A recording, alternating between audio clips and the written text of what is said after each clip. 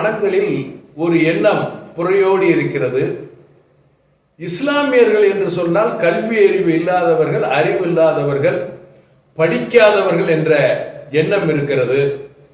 முற்றிலும் தவறான கருத்து, தவறான எண்ணம்.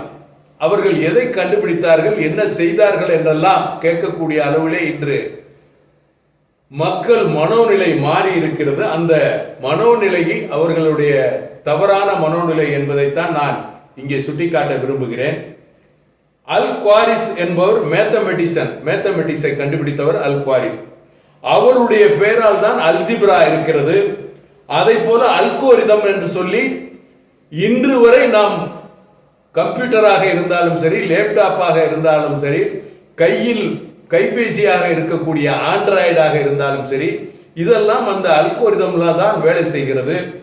இப்படி இதை போல அறிஞர் பெருமக்களாக, பெரிய அறிவாளிகளாக மேலை நாட்டு பல்கலைக்கழகங்களில் இன்று வரை இபின் பின் சனீனா அறிவாளிகளாக அவர்களுடைய கருத்துக்கள், அவர்களுடைய கவிதைகள், அதை போல இபின் பின்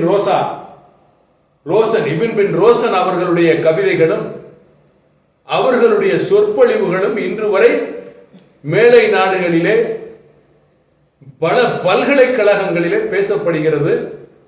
அதே போல முதலிலே பல் மருத்துவத்திலே பல்